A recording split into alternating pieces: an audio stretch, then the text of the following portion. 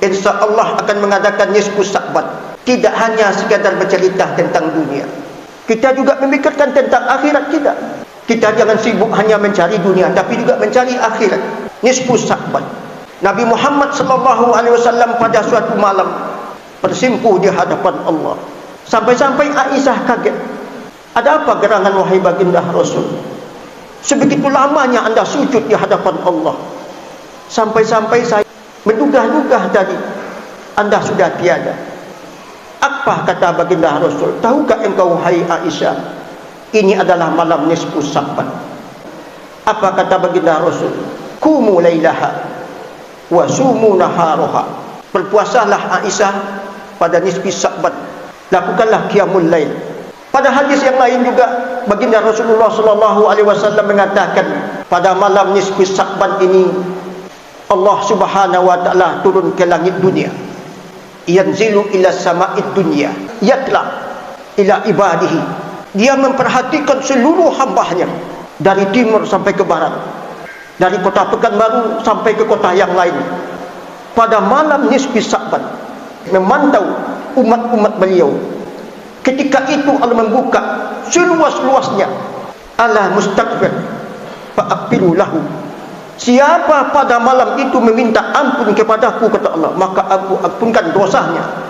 Kalau kita bapak-bapak ketika muda banyak dosa, mungkin juga di antara kita yang terlanjur berzina, minum khamar, korupsi, membegal, menipu, berbohong.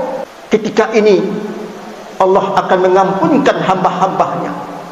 Ala mustarziqah. Siapapun yang meminta karuniaku, kata Allah, fa'arzaqahu, maka akan aku berikan karunia. Ala mublah. Siapa yang ketika itu bersimpuh di hadapanku sedang sakit, fa'u'afi, saya akan menyembuhkan. Kalau ada di antara kita bapak-bapak tiap bulan datang ke rumah sakit, cek darah, cek jantung, rematik, gula, coba malam ini nisfu Sya'ban kita bersimpuh di hadapan Allah, meminta keagungannya. Ya Allah, ampunkan aku atas segala dosaku. 60 tahun umurku, aku hanya bergelimang dengan nodah dan dosa. Malam ini aku bersimpuh di hadapan-Mu yang maha agung ini, ampunkan segala dosaku. Andaikan engkau tak mengampunkan aku di malam ini, jalan yang mana lagi hendak aku tempuh? Orang-orang yang hidupnya susah, mencari duit, mencari pekerjaan, tak kunjung dapat, kecuali hanya sedekah demi sedekah. Coba meminta kepada Allah, ya Allah, aku bersimpuh di hadapan-Mu, lapangkan hidupku. Syukur-syukur aku bisa pergi haji, pergi umroh, tanggung jawab di dalam rumah tangga.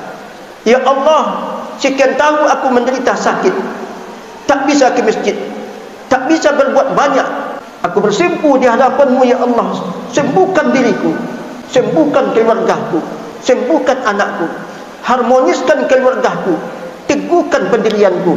Orang-orang yang tidak memanfaatkan nisfu Sya'ban, rugi kita di hadapan Allah Subhanahu wa taala. Ada orang bertanya, saya tiap tahun Ustaz melakukan ibadah pada malam nisfu Sya'ban, tapi tak berubah Ustaz. Jangan pesimis Pak. Dia melihat kesungguhan kita. Jangan-jangan pada 2024 ini dia kabulkan. Allah sengaja menunda-nunda dulu Pak. Sampai di mana kemauan kita, keyakinan kita di hadapan Allah Subhanahu wa taala.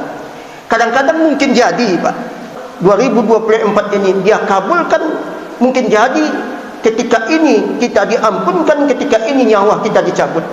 Sungguh luar biasa. Kita tak tahu apa yang berada di alam kekuasaan Allah dan ilmunya Allah Subhanahu wa taala.